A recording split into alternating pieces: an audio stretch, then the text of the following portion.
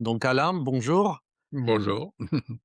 Merci d'avoir, accepté de participer, dans notre podcast. Enfin, quand on s'est connus il y a à peu près 2 ans, j'ai suivi un de tes cours de coaching d'équipe. Mais je dois t'avouer, j'ai intégré un niveau plus profond de ce que c'est la systémique en lisant ta biographie. Donc, c'est l'exercice autobiographique d'un coach systémique. Je vais mettre le lien dans la description YouTube pour ceux qui veulent télécharger. Ouais, c'est chez Amazon. C'est chez Amazon, effectivement. Voilà et donc beaucoup, ça m'a rajouté une couche d'explication sur, ce lien entre la systémique, individuelle, le système familial et puis après tout ce qui se passe par la suite et je voulais absolument qu'on puisse parler de ça aujourd'hui. Bah, très bien. Comme j'ai lu ta biographie, je vais commencer un peu à donner un peu de contexte. Donc, tu es né en Algérie, après tu grandis en Égypte, tu es mis un pensionnat à 5 ans en France et puis après tu retournes au Caire, dans une institution britannique. En Tu pensionnat aussi, ouais. Voilà. À 18 ans, tu débarques aux États-Unis en plein mouvement, hippie et puis après tu travailles de nuit dans une usine de batterie, et puis tout ça avant de devenir, ethnologue, je pense? Non, c'est pendant mes études, pour payer mes études aux États-Unis qui coûtent quand même, assez cher.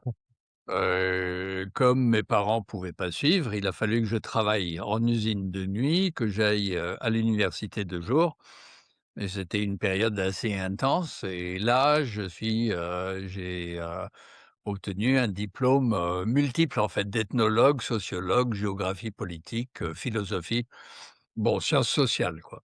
Voilà. Mmh mh. Mmh. Et puis après tu es devenu formateur, consultant, puis coach. Rentrée en France, service militaire, formation dès, 76, je suis rentré, dans une entreprise qui s'appelait Transformation, créée par Vincent Lénard et Mmh. puis, je l'ai suivi jusqu'à aujourd'hui. C'est devenu Métasystème, bon, il y a eu Transformation École aussi, il y a eu tout un développement pendant toute ma carrière, en fait, dans la même société, mais qui a pas arrêté de changer. OK. Et depuis, tu as, enfin, dans plus de 40 ans de carrière et de métier, tu Ouais, as écrit, 76, aujourd'hui, ça fait 50 ans. 50 ans et tu as écrit 25 livres. Jusque-là, oui, il y en a 2, 2 de plus en cours, là, aujourd'hui. Voilà, bah, un parcours, absolument impressionnant et c'est quoi tes premiers souvenirs, c'est comment, d'être né en Algérie des fins des années 40, dans une famille française?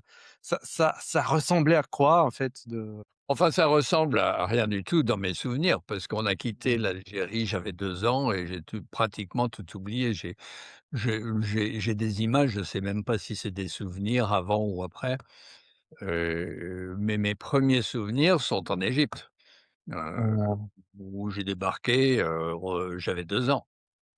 mmh, L'Algérie, je ne sais pas. L'Égypte, je peux en parler. J'ai vécu 16 ans en Égypte, je parle l'arabe égyptien. C'est là que j'ai commencé dans une école, américaine après la pension anglaise, 56-57, je crois que vers 58, 1958. Donc j'avais, 9 ans, 10 ans. J'ai commencé dans le système américain. Ce qui fait que j'ai une formation, une éducation américaine. À l'école et à l'université, mmh. française à la maison et en Égypte, c'était, l'arabe dans la rue. Mmh, mmh. Et tu disais ça dans le bouquin, si je me trompe pas, c'est que tu es arrivé dans cette école, américaine, mais tu parlais pas un mot d'anglais? L'école anglaise, Et à l'école anglaise, oui, avant. la pension anglaise, Mmh. j'avais aucune idée, il a fallu survivre, on a appris en 2 mois quoi, en un mois. Oui, tu parles beaucoup de des règles de survie, En pension, on apprend à survivre, surtout si mmh. on est tout petit, hein. Et tu disais aussi, voilà, j'ai appris à lire un système en quelques secondes, sentir les mouvements avant qu'ils se produisent, déjà, qu'est-ce que ça donne pour un enfant de devoir survivre dans cet environnement? Et puis après, comment ça a façonné tes instincts? Non, je sais pas, je peux pas l'expliquer, mais c'est une donnée. C'est-à-dire que Mmh, si on est élevé dans un truc stable, toute sa vie, tout est prévisible, c'est une chose. Mais si on doit mmh, changer d'environnement et il y a pas de protection, ben, on développe instinctuellement des stratégies de survie. C'est comme un animal, hein, je veux dire, mmh, nous sommes des animaux. Mais je vais pas dire comment je l'ai fait, c'était pas conscient, c'était nécessaire. Donc alors ce que je constate aujourd'hui, c'est que beaucoup d'entrepreneurs ont ce genre de passé. Ils mmh, sont un peu élevés, avec leurs parents, un peu chez un oncle, un peu dans une école, dans une pension, dans un truc. Et plus on a besoin de s'adapter très jeune à des environnements multiples, sans se sentir forcément protégé, donc c'est de l'adaptation en série, plus on a, automatiquement presque des stratégies d'ajustement, d'adaptation. Donc on fait, je sais pas, on fait attention. La première chose quand tu rentres dans une pension ou n'importe où après, c'est tu te dis: «Bon, si je reste, comment je me défends? Quelles sont les mmh, stratégies, avantageuses? Si je dois partir, comment je m'échappe? Où est-ce que je vais? Quelle est ma deuxième option?» Il y a toujours des stratégies de survie. Donc on n'est jamais dos, à la porte. mmh. On est dos au mur parce qu'on ne sait jamais ce qui vient derrière. Donc quand, à la limite, un entrepreneur rentre dans un restaurant, il se met jamais dos à la salle et il a toujours besoin de voir qui rentre, qui sort, et ça se sent tout de suite. Mais Donc il y a de la gestion de territoire qui est de la survie. et qu'est-ce que ça fait, en fait, cette expérience sur un humain par la suite? Donc, tu disais, Ça donne des tas de qualités. comme quoi, par exemple? Bah, comme comprendre des entrepreneurs tout de suite, comme, rentrer dans une salle et piger assez rapidement les avantages, les inconvénients de la géographie de la salle, des issues, des entrées, des sorties et de voir comment les gens se positionnent par rapport à ça. Parce qu'on Mmh, le positionnement des uns et des autres n'est pas neutre par rapport à son histoire. ouais, Donc j'ai c'est un instinct, c'est presque c'est pas réfléchi. En rentrant, on capte tout de suite des choses qui sont liées à la géographie politique, et cetera, parce qu'on en fait partie, on l'a appris en nous. C'est sensoriel, c'est avec les sens tout ça. Donc là, je parle d'un autre livre qui est venu après mon autobiographie. mmh, C'est les 13 sens du coach systémique mmh. et là, il y a vraiment, pour moi, je travaille d'une façon sensorielle. Ça, c'est mon passé. Oui, mais je trouve ça hyper intéressant parce que globalement, c'est ces sens, en fait, qu'on développe quand on est jeune, quand on est mis dans des situations vraiment, vraiment peut-être limites, en tout cas comme on les, la lecture qu'on fait à ce moment-là. Par la suite, ça crée des qualités, mais est-ce que ça crée aussi des défauts, enfin, pas des défauts, mais est-ce que ça crée aussi des contre-qualités? Heu, Alors, il y a rien dans l'univers qui soit entièrement positif, entièrement négatif. Tout est 50-50. La mmh, notion de défaut, de qualité, c'est de la bipolarité, humaine. OK. On veut voir les choses en noir ou blanc, juste ou faux, bien ou mal et cetera. Dans l'univers, ça n'existe pas. Il y a des patterns et ces patterns peuvent être, vus comme positifs, comme négatifs.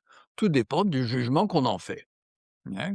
On peut s'en servir dans une dimension positive ou négative, tout dépend du jugement qu'on en fait, hein. Alors ce que j'ai envie de dire aussi, c'est que en fait, tout le monde a ses capacités. Parce que avant de rentrer à l'école, avant de commencer à être programmé, avoir une éducation et travailler qu'avec un cerveau linéaire, tous les enfants sont instinctifs. Ils travaillent avec leurs tripes, avec leurs sensations. Ils ont pas une formation cartésienne qui leur dit, heu: «Tout ce que tu ressens, c'est faux. Si tu peux pas l'expliquer, c'est faux». Ça vient avec l'école. Mmh. Ouais. Mais tout le monde a des capacités sensorielles énormes. Nous sommes tous des animaux d'abord, hein. Après vient la programmation cerveau, la programmation même émotionnelle qui est plaquée dessus, qui étouffe petit à petit ce qu'on ressent. Et en fait, en grandissant, plus tard, on se dit: «Mais j'ai perdu quelque chose, il faut que je le retrouve». Hein. À Mmh. supposer qu'on ne soit pas informaticien ou ingénieur convaincu de la réalité du cerveau, d'un regard complètement cérébral, hein. Et là, on en vient à l'intelligence artificielle aujourd'hui. C'est des gens qui sont des cérébraux. C'est créé par des cérébraux pour des cérébraux. C'est des obsessionnels. Mmh. Donc ils vont avoir dans l'intelligence artificielle un miroir de qui ils sont parce qu'ils ont choisi de pas sentir. Et ils vont dire: «L'intelligence artificielle, c'est encore mieux que mon cerveau», mais ils oublient tout le reste du corps. Ils oublient toutes les sensations. Donc ça, c'est un problème de civilisation, en fait, mais de programmation dans la civilisation. Un autre passage qui m'a impressionné dans le bouquin, c'est tu disais à un moment donné, voilà, bah, tu parlais du père et tu disais: «Voilà, mon père biologique, globalement, je l'ai vu 3 mois, en fait, dans la vie» et il me semble qu'à un moment donné, tu écrivais, que toute vide force, les traits pour paraître, un relief. Hem et je m'interrogeais un peu aussi par rapport par rapport à ça. Ça veut dire, hem, qu'est-ce que son absence et tu décris ça très bien dans le bouquin. Qu'est-ce que son absence t'a permis en fait de découvrir, au-delà de l'humain, enfin de la présence de la personne, mais qu'est-ce que t'a permis à découvrir en toi, et comment ça t'a impacté ça? Bah, je veux dire, d'abord, il faut voir que en psychologie traditionnelle, on Mmh. va faire des liens, binaires. Donc on va dire l'influence de mon père ou de l'absence de mon père, l'influence de ma mère ou l'absence de ma mère, l'influence de mon frère ou je sais pas quoi et on va traiter chacun séparément. On va parler des complexes d'Oedipe, de ceci, de cela. Mais on oublie qu'en fait le complexe d'Oedipe, c'est un complexe. Autrement dit, quand je suis face à mon père, absent ou présent, c'est dans la relation avec ma mère, c'est dans la relation avec mon frère, c'est dans la relation avec un autre frère venu plus tard. Tout ça, c'est ce qu'on va appeler la constellation. On est influencé par la constellation beaucoup plus que chacun des membres pris individuellement. La psychologie, en général, ne travaille que sur chacun des membres pris individuellement. On regarde le monde dans un cadre binaire, les relations à 2. La relation, il y a toujours un tiers absent. C'est jamais à 2 ou Mmh. présent. C'est toujours un triangle au minimum, sinon plus. Ça s'appelle la complexité de l'approche système. Donc quand je regarde ma mère, je regarde maman sans papa, si j'ai un père absent. Hein. Et Et qu'est-ce que mon ça donne frère, ça? bah, qu'est-ce que ça donne? C'est un critère, c'est tout. Mmh. C'est comme ça. C'est positif et négatif. C'est simplement pas comme quelqu'un d'autre qui regarde maman avec papa. Alors ils regardent maman avec papa et ils se battent. où ils s'entendent bien, et cetera et cetera. Il y a toutes les nuances de la constellation qui affectent l'enfant. Alors à supposer qu'il y ait papa, maman et qu'ils se battent, chacun va utiliser l'enfant dans sa bataille. La mère va dire: «Tu es comme ton père», le père va dire: «Tu es comme ta mère», là. Et l'enfant va peut-être avoir envie de les mettre ensemble ou va profiter du fait qu'ils se battent pour mettre la zizanie, pour tirer ce qu'il veut et cetera. Tout est possible, mais dans un cadre de constellation.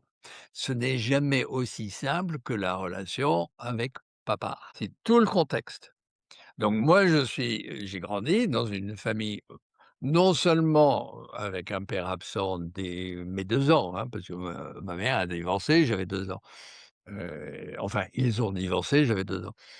Mais non seulement j'ai grandi avec une famille de pères absents, mais avec des tas d'autres, personnes. Ma mère n'avait que 20 ans quand je suis né. J'étais le second. Elle a eu son Mmh. premier à 18 ans.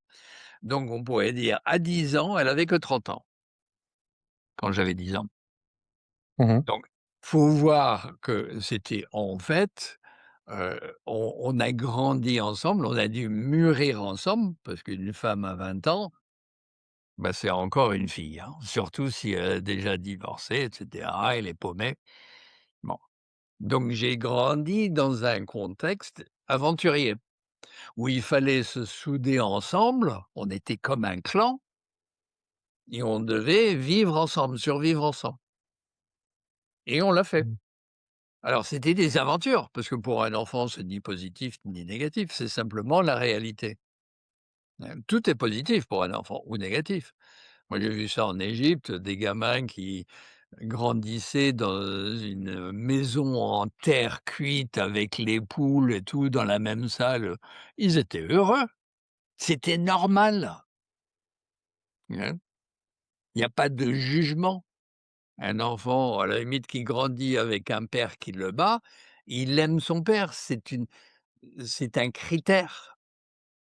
Mais justement, je suis curieux comment, c'est un critère effectivement et l'absence ou la présence de ce critère, Voilà. crée une certaine dynamique. Voilà. Hem, dans ton cas, ça a créé quelle dynamique?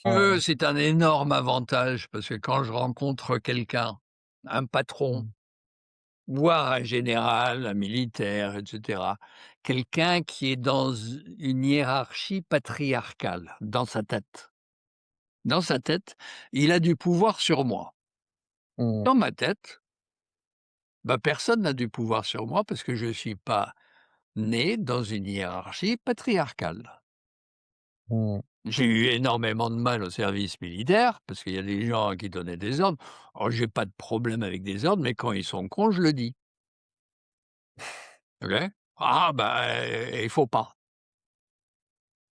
Moi, j'aime bien suivre des ordres, je suis tout à fait collaboratif et cetera. Je C'est pas une question de rebelle, c'est une question de bêtise, ouais. Quand je rencontre un PDG, s'il commence à vouloir me mettre parmi ses subordonnés, à me dire ce que je dois faire en tant que coach, je comprends pas. Parce que j'ai tendance à regarder les gens en face comme des partenaires et on crée quelque chose ensemble, comme dans ma famille. Dans ma famille, on participait tous à aller en camping en mer Rouge pendant un mois, à faire ceci, on avait des aventures et Mmh. même pendant toute l'année, on collaborait pour que ça marche. Mmh. Mais c'est intéressant ce que tu dis parce que globalement, ce que tu dis, c'est que peu importe, quelle est la perspective, l'architecture de l'autre, ce qui compte finalement, c'est notre architecture à nous et notre architecture à nous va influencer la manière dans laquelle on voit le monde et Bah, totalement, totalement. Aujourd'hui, par exemple, j'ai développé des tas de choses en coaching qui vont dans le sens d'une entreprise plate où tout le monde prend des responsabilités. C'est les processus délégués, on peut fonctionner sans patron et cetera et cetera. Le patron, on peut être là, c'est pas contre, hein. mais en collaboratif et cetera. Tout ça. Le coaching est un métier collaboratif, c'est pas un métier hiérarchique. On est censé être paritaire avec le client, ni au-dessus ni au-dessous. Si le client commence à prétendre qu'il est au-dessus, attends, ça marche pas. Autrement dit, j'ai une vie qui s'est déroulée dans un contexte paritaire, dans des contextes paritaires, normalement. Et quand quelqu'un vient et me flatte, ça arrive: «Ah! Alain Cardon, vous êtes, machin, le maître coach». Je comprends pas, parce que c'est quelqu'un qui veut me mettre là-haut, comme si ça me flattait. Ça me flatte pas, je comprends pas. J'ai presque Ça fait pas partie Ça de fait pas ton partie de mon architecture, schéma. Je regarde à l'horizontale, je regarde pas vers le bas, je regarde pas vers le haut. Mmh. mais ça veut dire aussi que la manière dans laquelle tu vois le monde, ça a un impact, ça à l'intersection avec des autres, mais ça veut dire aussi que ça a un impact sur le type de personne que tu attires, Voilà, et un que je client. choisis. Parce que ça m'est arrivé d'avoir un patron qui m'appelle parce que son RH dit qu'il a besoin de ceci ou cela. Je vais le voir, je remarque en 2 minutes Mmh mh. qu'il est hiérarchique, qu'il veut me mettre au-dessous et cetera. Ça marche pas. Je vais faire des commentaires tout de suite. Je vais lui dire, hein, de différentes façons, poliment, mais il va sentir qu'il peut pas me contrôler. Or, comme il est dans le contrôle, il va pas me choisir. Mmh. Il va choisir un autre coach qui peut mettre sous son contrôle. Ça me ça me dérange pas. Je ne cherche pas à travailler avec n'importe qui, donc ça fait des choix de relations, mais c'est des choix réciproques. Et donc tu disais, tu dirais voilà, ce schéma, par exemple, du vide, du père absent, de la survie, enfin si on prend juste ces 2 exemples de ta biographie, cet schéma composé par ces éléments-là, tu dirais ça attire quel type de personnalité? Des personnalités qui, par exemple, ne sont pas dans le contrôle, des personnalités qui Attends, sont paritaires, ça peut attirer des tas de choses. Moi, je pense pas en termes de personnalité, mais en termes de schéma, et j'ai mmh, remarqué que j'attire souvent dans mes formations des personnes issues de familles de pères absents, masculins ou féminins, hein. J'attire aussi des gens qui avaient des pères et qui sont des grands rebelles, donc ils viennent dans la formation pour être rebelles par rapport à moi et cetera. Ça arrive de temps en temps, mais c'est pas la grande majorité. Ouais. Donc sur une salle, de personnes qui viennent, alors, c'est pas rare, il y a différentes formes de pères absents, hein. Quelquefois je dis: «Tu avais un père absent?» Il dit: «Non, il est toujours là, mais complètement absent». Par exemple, un chirurgien, on le voyait partir tôt le matin, il revenait tard le soir, il était pris par, sa médecine, et les enfants, c'était le problème de sa femme, hein. Donc c'est un père absent, mais complètement dans un cadre patriarcal. mmh, Donc lui fantasmait sur le père, essaye d'être aussi parfait que le père, et cetera. Mais il est issu de famille de pères absents. Alors il vient vers moi parce qu'il fantasme sur moi. Il me met là-haut, hein. mmh. Tu penses que il y a une, prédilection ou prédisposition, sur les métiers qu'on choisit en fonction de nos schémas, Alors attends, au niveau systémique, tout ce que l'on fait est en fonction de nos schémas. mmh, Alors c'est pas forcément les métiers, mais c'est notre façon de faire le métier, c'est notre façon d'aborder je sais pas quoi. On est, influencé par nos schémas, c'est fractal, c'est holographique. C'est notre façon de rentrer en relation, de trouver un boulot, de se marier, de conduire sa bagnole, de construire sa maison, c'est pareil. Ça, c'est le côté systémique. C'est partout, c'est partout et c'est pour ça que beaucoup de gens qui font les fondamentaux disent: «Bah, ça a complètement changé ma vision du monde», hein, parce qu'il y a un rodage et rodage et rodage et rodage sur la conscience systémique. C'est comment capter les patterns partout, tout le temps, point. Non, mais je me posais la question parce que voilà, enfin, on le voit aussi, dans tout ce qui est, enfin, on le voit aussi en nous, j'ai des collègues, j'ai des amis qui et même moi, on a commencé à faire un certain métier et puis finalement, à un moment donné, assez tôt dans notre vie, on a changé parce qu'on sentait que peut-être c'est pas exactement notre, Ouais, ouais. notre moyen de faire. Mais on est arrivé à le faire parce que, nos parents, notre famille nous disaient: «Ça serait super», mais la vérité, c'est en nous, il y avait pas, en fait, cette, prédilection pour ce métier-là, mais il y a une Ah bah, c'est clair, prédilection en pour général, un on fait autre. des études poussées par les parents, c'est pour plaire aux parents, on n'a aucune idée de ce qu'on veut, on a envie de découvrir, mais on n'a pas le temps Mmh. et il y a beaucoup de gens qui se réveillent à 30 ans ou 40 ans en disant: «Bah, j'ai vécu ma vie à répondre, aux ambitions de mes parents.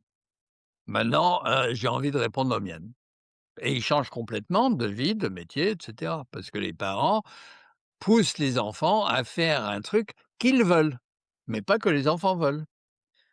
Ils font des enfants pour répondre à leur ambition, hein.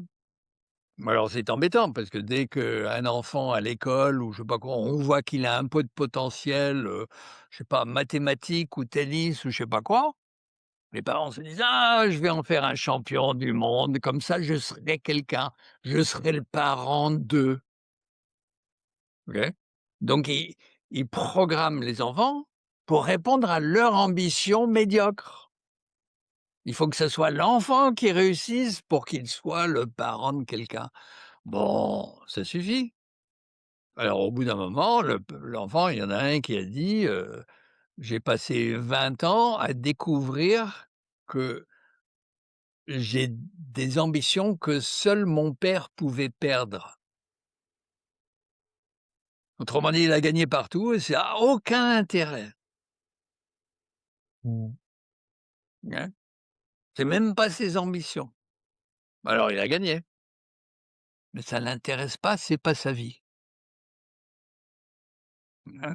Donc à partir de là, oui, il y a beaucoup de gens et le coaching, on aborde beaucoup. C'est des gens qui, arrêtent un truc, veulent en faire un autre. Dans ton bouquin, tu parles aussi, d'une thématique qui, à moi, me parle, cette thématique de liberté et il me semble qu'à un moment donné, tu avais même écrit une phrase de type, «Pour avoir sa liberté, il faut jamais, avoir avoir peur de la prendre», en fait. Ah bah, la Mmh. liberté, ça se prend, ça se donne pas, hein. Ouais et tu enchaînais, tu disais: «Si vous demandez d'abord la permission à l'entreprise comme ailleurs, la réponse sera toujours non». Tu auras toujours non, ils veulent garder le système hiérarchique, ils veulent faire voir qu'ils auront le pouvoir, ils ont peur que tu les dépasses, hein. Parce que quelqu'un qui rentre dans une entreprise et qui a beaucoup de potentiel, bah, toute la hiérarchie a peur de lui. Ils vont le saboter. Ils ont peur d'être dépassés. Donc si je leur demande si je peux faire quelque chose: «Mais tu te prends pour qui? On te paye pas pour ça». Je lui ai dit: «Si je le fais sans rien demander». Mais il y a personne qui va prendre la responsabilité de me dire d'arrêter, surtout si ça réussit. Mmh. Donc il faut jamais demander la permission parce qu'en la demandant, on la donne. Et tu disais aussi que c'est, donc, autre que, la permission et cette histoire de liberté, ça s'applique aussi dans tout ce qui est, délégation, Bah oui, initiative, c'est les mêmes autonomie, paradoxes, c'est les mêmes paradoxes. mmh. La délégation, ça se prend, ça se demande pas. Si je demande à quelqu'un de me déléguer quelque chose, c'est comme de demander la permission. Si je lui demande si je peux être libre, Ben, je viens de lui donner les clés de ma liberté. Une liberté, ça se prend. Il y a jamais un système patriarcal qui a libéré des esclaves. Jamais. Les esclaves vont pas demander à être libérés au chef. Bah et c'est complètement paradoxal.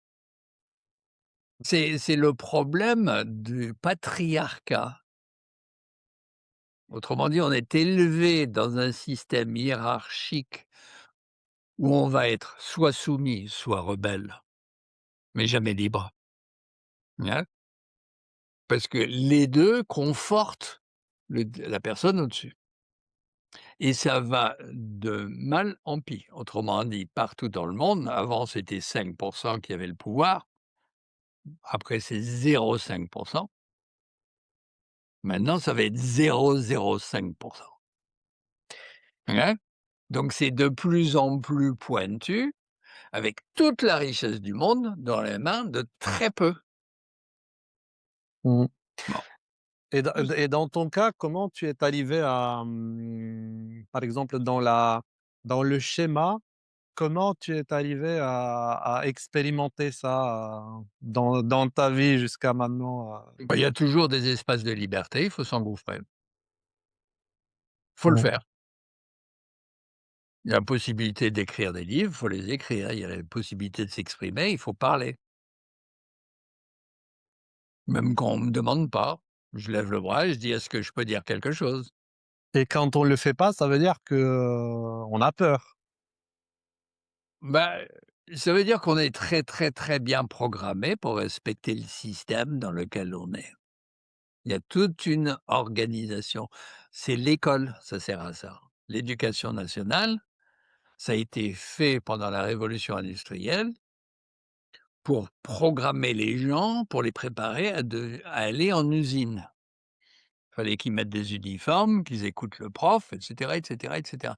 Tout ça, ça a servi à prendre tous les gens de la campagne, parce que tout le monde, c'était des ruraux, ouais, pour les programmer, pour qu'ils deviennent des gens en usine. Qu'ils écoutent le patron, qu'ils posent pas de questions, qu'ils fassent que leur boulot, qu'ils soient Mais bien comme programmés. Ça, mmh c'est l'éducation nationale. enfin, mais ça, c'était une programmation. Maintenant, on vit une autre programmation. Non, Il y non, non, aura non, non. toujours des programmations. Il y a une programmation similaire. Tu vas Ouais, ouais, aujourd'hui tout à fait. dans un business school, OK? Avec un très beau campus. Il y a des bâtiments différents, hein, pour des domaines différents. En haut de chacun des bâtiments, il y a quoi? Il y a le grand ponte de ce domaine. Au-dessous, il a ses professeurs, ses assistantes et cetera, hein. Tout ça, c'est dans différents bâtiments. Jamais ils vont d'un bâtiment à l'autre, eux. Les seuls qui vont d'un bâtiment à l'autre, c'est les élèves, les clients. Ça, c'est le schéma qu'on trouve dans les organisations. Dès qu'on rentre dans une organisation, les élèves ont été bien programmés pour se dire: «Quel est mon domaine? Il faut que j'y grimpe pour aller en haut. C'est un silo, je communique pas avec les bâtiments d'à côté» et les seuls qui font la communication entre les bâtiments, ben, c'est les clients, hein. Ça, c'est les gens formés dans les business schools qui apprennent à faire des silos comme leurs professeurs. Et les professeurs vont dire: «Les départements d'à côté, c'est des cons, nous on est finance, mais c'est noble, mais les autres non. Chacun dit la même chose». Donc les business schools forment au silo, hein. Après, alors quand tu as un entrepreneur qui crée une entreprise, ça marche très bien, ça se développe. Un beau jour, il embauche quoi? Des gens qui sortent de business school. C'est le début de la merde. Après, bon, les gens diraient, «De toute façon, on a besoin d'un système d'éducation», Ah oui, oui, attends, attends, attends, tu vas faire oui, mais, oui, mais, oui, mais. On peut faire un système d'éducation où les promotions ont un bâtiment et les profs vont d'un bâtiment à un autre. OK? Où les territoires appartiennent aux clients et où on peut concevoir d'un autre système. Mais tout le monde va dire: «Oui, mais il en faut» et cetera, pour rester dans la même chose. Pourquoi? Parce qu'ils sont programmés à ne voir que ça. Ils ne réfléchissent plus, ça fait partie de leur univers. C'est la réalité, c'est la civilisation, ouais. Alors la civilisation, il faut dire en passant, a tué tous les systèmes qui n'étaient pas patriarcales. Parce qu'il y avait avant des tas de cultures matriarcales, hein. Ça existait. Il y avait Mmh. des tribus, des civilisations où c'était la femme,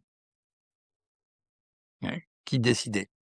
L'homme, i elle pouvait divorcer simplement en mettant ses affaires dehors de la hutte.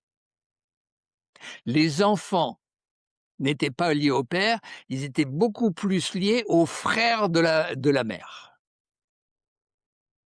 Si quelqu'un ses affaires étaient mis au dehors de la hutte, il n'avait plus rien. Il servait à être guerrier ou chasseur et il pouvait survivre. Et les femmes étaient complètement intégrées dans la gouvernance,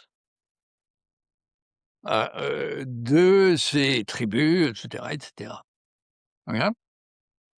Les systèmes patriarcaux ont décimé ces civilisations. On n'en veut pas, parce qu'il faut soumettre la femme, comme soumettre la terre, comme soumettre le territoire. Il faut posséder, c'est des conquérants.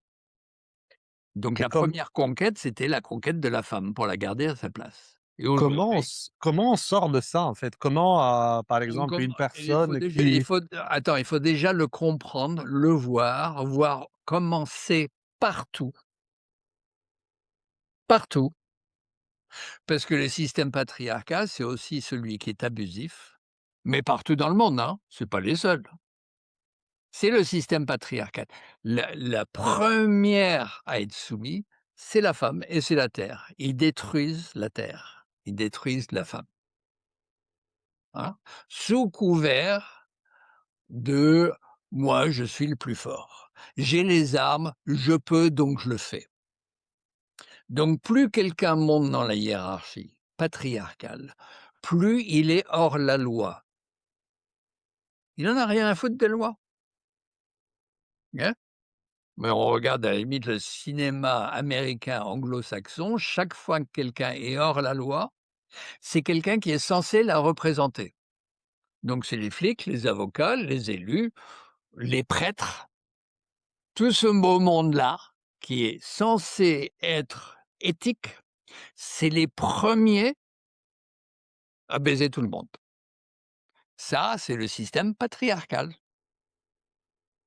et comment on sort? Parce qu'on disait tout Attends, à tu l'heure, répètes la même question, hein. La première oui. chose, c'est de le regarder en face, de le voir partout.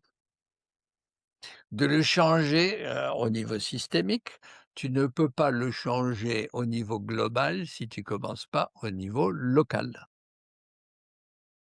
Et au niveau de la personne, c'est De la dans personne. chacun d'entre nous, Chacun d'entre nous, de la personnalité et cetera et cetera. C'est intéressant de savoir mieux travailler avec des femmes qu'avec des mecs. Moi, ça fait des années que dès que je rencontre une PDG ou un client féminin, je sais que ça va marcher. Avec des mecs, c'est pas pareil, hein. Ils viennent prétendre, ils viennent mentir, ils viennent faire du ravalement de façade. C'est stratégique pour gagner du fric, pour leur ego. Ils viennent pas au coaching pour accompagner d'autres, ils viennent au coaching pour être un coach reconnu, hein, pour gagner du fric. On le voit tout de suite dans les formations. Il y a une nette différence entre les dynamiques féminines et les dynamiques masculines. et c'est ça ce que je me pose comme question, c'est, parce qu'on parlait tout à l'heure du schéma qui vient d'enfance, bah, forcément ce schéma en fait, a un impact sur le système qu'on crée aujourd'hui. Sauf si tu le changes.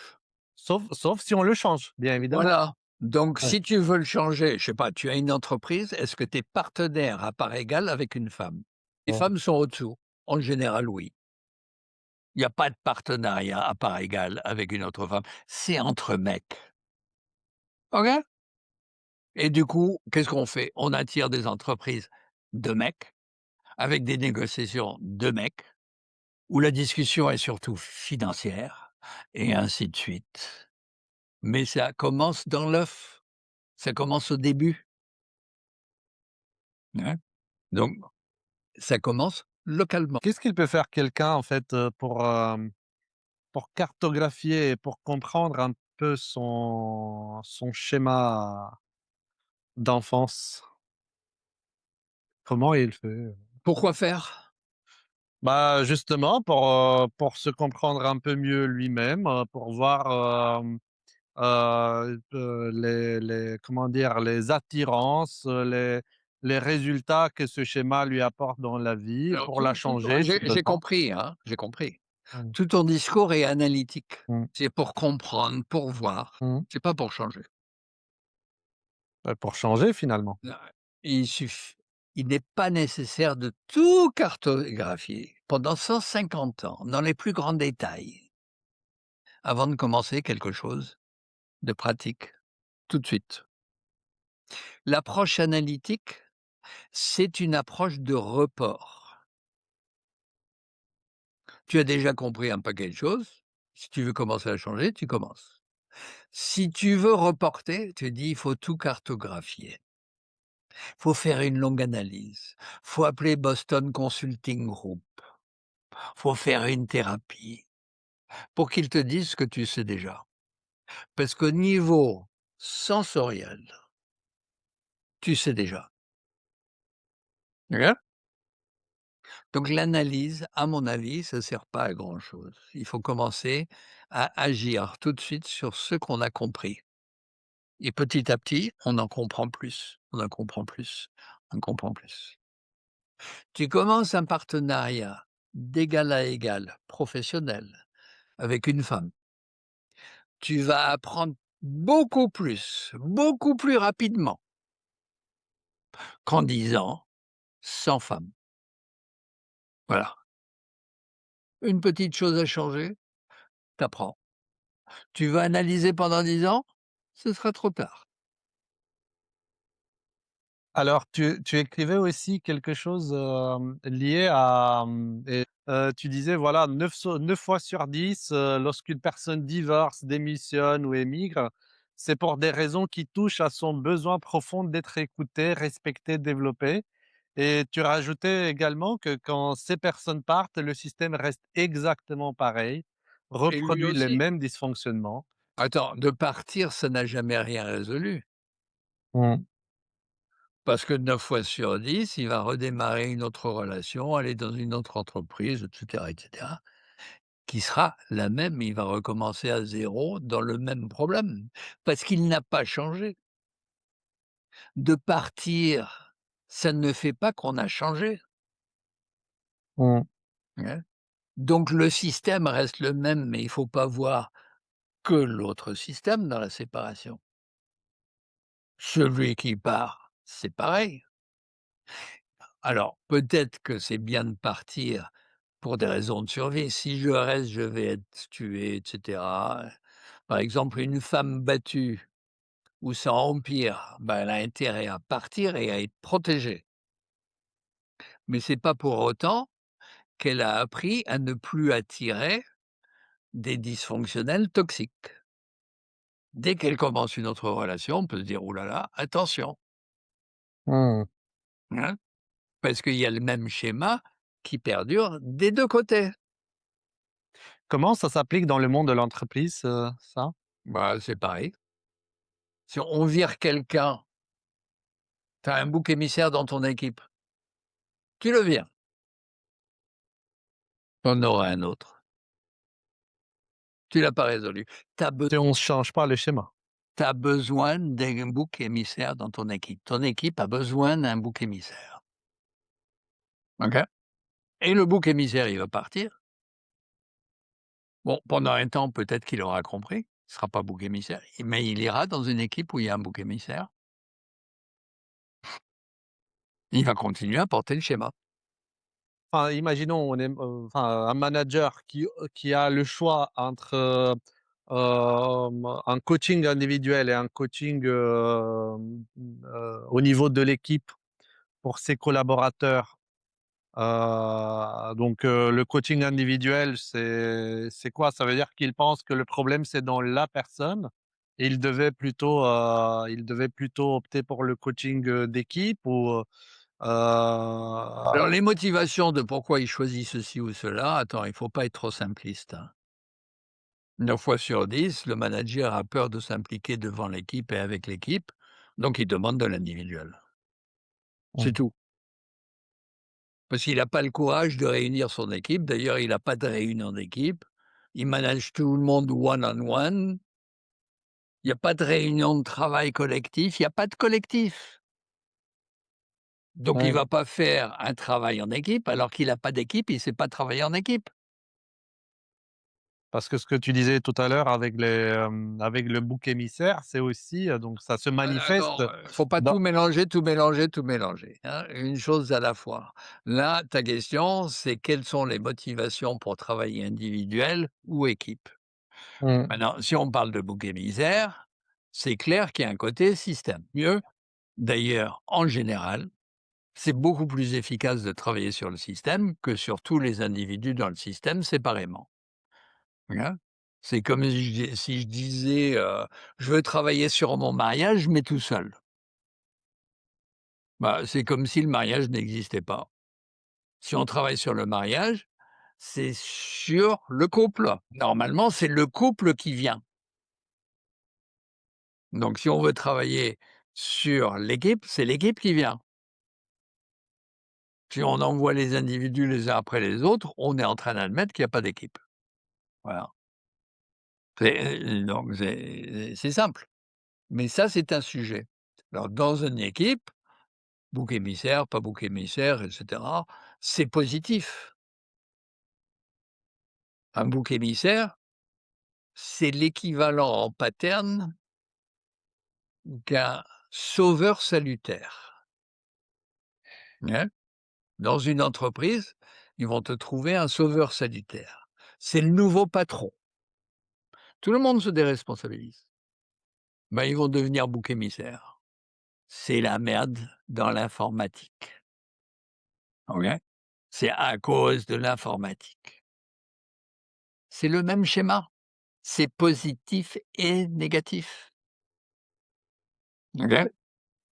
je me demande par contre, si par exemple, ces éléments, cette dynamique qu'on observe dans l'équipe, dans une équipe, à quel point le schéma, par exemple, le schéma, individuel du patron ou de manager a un impact en fait sur ces schémas d'équipe, sur ces manifestations de Tout l'équipe? le monde dans un système a un impact sur ce qui se passe dans le système, Mmh. OK? Alors dans le système patriarcal, comme le pouvoir est détenu par un seul, on veut tous dire: «Mmh, c'est la faute du patron, c'est la faute à Mmh. papa et avant lui à grand-père et avant lui je sais pas quoi». Donc on va regarder vers le haut, parce qu'on est dans un système patriarcal, on va se déresponsabiliser, on va dire que c'est de sa faute et qu'on peut rien faire parce qu'il faut lui demander la permission. Et qu'on ne veut pas prendre notre liberté parce que ça fait trop peur. OK? Donc c'est le système, c'est patriarcal.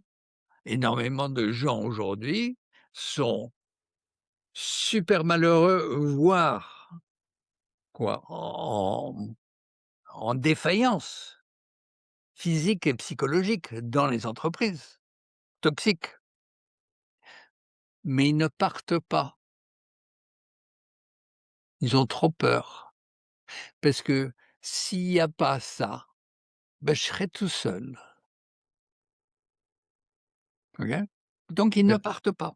et dans un monde que je sais pas lire parce que, je sais lire que des modèles, qui sont, de la même façon. Voilà, mais il y en a qui se disent même pas: «Je vais aller parler au syndicat, à la médecine du travail». Je vais pas demander de l'aide. Ils n'y croient pas, ils ont trop peur. Ah là, on s'approche de la fin. Enfin, j'ai plein, plein, plein de questions, que j'aimerais te poser. Ça me fait plaisir d'échanger avec toi, et malheureusement, on n'a pas énormément de temps. Je te poserai la question en lien avec, avec l'intelligence artificielle et en fait, dans cet engrenage, en fait, dans ce système, qu'on vit déjà chacun d'entre nous, il y a l'intelligence artificielle qui est apparue. Mmh. Alors, pour certains, c'est super, pour d'autres, c'est inquiétant. Hem, qu'est-ce que comment tu vois ça? Qu'est-ce que tu penses que ça va accélérer ou, au contraire, diminuer des dynamiques, des schémas, comportements que l'humanité manifeste déjà aujourd'hui dans des équipes, dans des systèmes, dans des communautés partout? Comment tu vois? Alors moi, je, vois une chose, c'est que j'ai l'habitude de voir des bulles, hein, se former, dont la bulle, du vaccin Covid, dont la bulle de je sais pas quoi. Il faut faire peur à tout le monde, il faut dire qu'il faut y aller, sinon on sera dépassé, on va être laissé pour compte, on va tuer sa grand-mère, et cetera et cetera. Il y a donc, un engouement partout, surtout, tout le temps. Voilà, sur le donc il y a une bulle.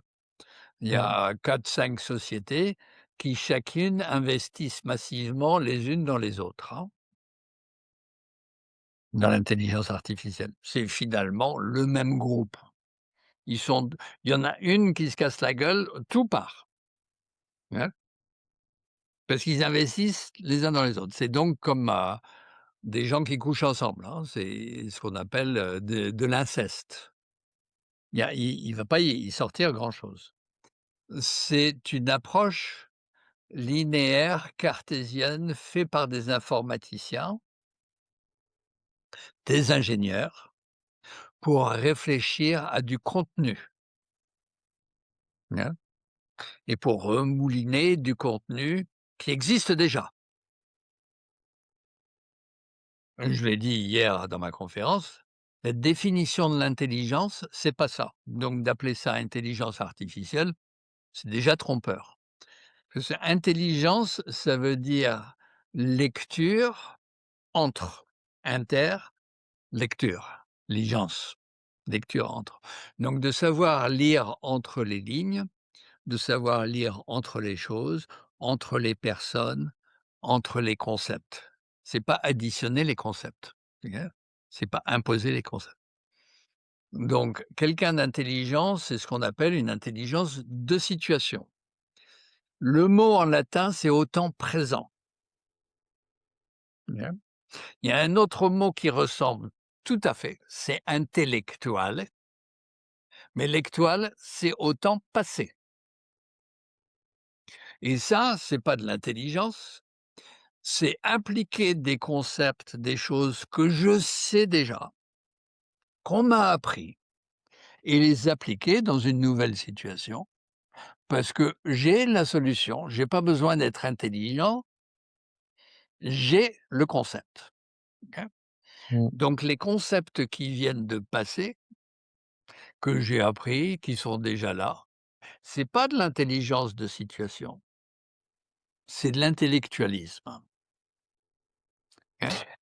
Et Donc même si dans la situation, il pourrait éventuellement, enfin, ce que je veux dire, c'est que, aujourd'hui, les gens parlent beaucoup, mais la vérité, c'est que si on part du développement humain, dans la situation même, au moment où, une personne se retrouve avec d'autres personnes, bah, potentiellement, l'intelligence artificielle n'aboutira pas à offrir plus de valeur là, dans le présent, dans c'est ce que je l'interaction. dis, il y a pas d'intelligence avec une machine, qui apporte de l'intellectuel dans le contenu, puisque c'est de l'intellectuel. Ouais. Donc il y a pas d'intelligence. C'est de l'intellectualisme artificiel. Hein. Mmh. Donc artificiel, c'est comme de colorants artificiels. Autrement dit, c'est des artifices, ils font semblant, hein. La machine va Néanmoins te répondre: «Ah, mais tu as bien raison, merci de dire ça» et cetera, comme si elle était humaine et elle te flatte. Elle te flatte abusivement, tout le temps, tout le temps, tout le temps. C'est de l'artificiel, OK? Et c'est pas intelligent, c'est pas lié à toi, c'est pas dans la relation. C'est un modèle qu'on lui a appris. Ça vient quand même pas mal des anglo-saxons. C'est politiquement correct, c'est intellectuel et c'est artificiel. Et on pour tromper le monde, ben, on utilise les mots contraires, hein. C'est comme les Américains qui disent: «On a besoin de collaborer sur un projet commun». Ce qu'ils entendent par collaboration, c'est tu viens à son service, c'est lui qui commande et tu te tais. Ils utilisent un mot pour un autre. donc ces nuances-là, ces nuances ne, ne sont pas encore maîtrisées par l'intelligence artificielle. Potentiellement, elle ne le Ces fera jamais. ces nuances ne sont même pas maîtrisées par les 3/4 de la population humaine. Donc il faut voir que les mots servent paradoxalement le contraire de ce qui est vrai. OK? Alors l'intelligence artificielle est bien nommée parce que c'est ni intelligent, c'est artificiel, totalement artificiel. C'est faux, hein. Si j'essaye de faire, de clôturer un peu la boucle, est-ce que ça serait, est-ce que c'est pertinent si on dit hem, que nos schémas individuels qui viennent d'enfance, qu'on construit, individuellement par la suite, ont avaient jusqu'à maintenant un impact sur, la manière dans laquelle on construisait nos environnements, nos équipes, interactions avec les autres et que maintenant, l'intelligence artificielle, elle va scaler, elle va juste reproduire à l'échelle ce les dysfonctionnements, par exemple, si l'on part des dysfonctionnements que nous on véhiculait déjà dans les systèmes concrets. Est-ce Alors que les systèmes que l'on crée sont quand même hérités de la culture. OK. Ça vient un peu de la famille, ça vient de quand même 20 ans d'école, de programmation hiérarchique, mmh, OK? Qu'on suit en allant dans une entreprise. Ça, c'est pas les schémas d'enfance. Les schémas mmh, d'enfance, c'est plus familiaux. Alors il y a des éléments émotionnels et cetera, le système bon, mais l'école impose une hiérarchie patriarcale. Au début, c'est matriarcal, c'est gentil, mais petit à petit, c'est que des mecs. Mmh. Et quand on va en entreprise, c'est que des mecs. Bon, donc ça, c'est la programmation culturelle. La la fonction de l'intelligence artificielle est plus élaborée pour que TikTok ou Facebook ou LinkedIn. C'est la même chose. LinkedIn attirait un peu plus des gens professionnels. Facebook, non. Voilà. TikTok, non.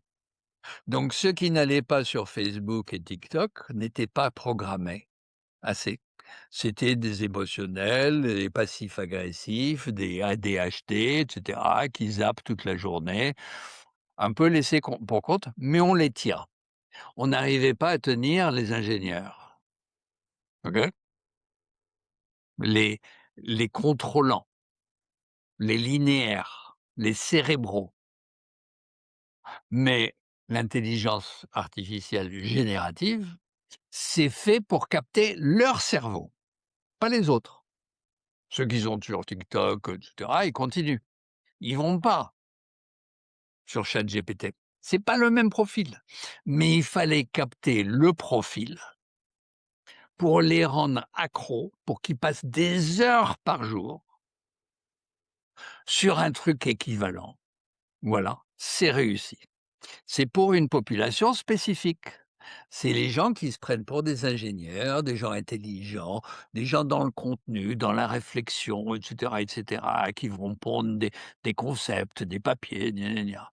Maintenant, on a un moyen de les rendre accros, séducteurs, flatteurs, qui te disent ce que tu veux entendre, qui le rend très beau. Ça te flatte. C'est bien, mais c'est la suite de la même drogue, fait par des informaticiens, les mêmes sociétés, les mêmes pouvoirs, hein. C'est grosses, grosses sociétés informatiques où tout le fric finit dans les mains de quelques personnes. Il y a de plus en plus de femmes. Intéressant. Alain, merci beaucoup. Merci et merci d'avoir pris le temps. Comme je disais, j'ai tellement de questions. Peut-être, si, tu Moi aussi, j'en ai accepterais à un beaucoup. moment donné de refaire un épisode, je serais, reconnaissant. Mais, en tout cas, merci beaucoup Bah, je t'en prie, et à très un vite. plaisir. Pareil, merci. Ouais. Allez, salut.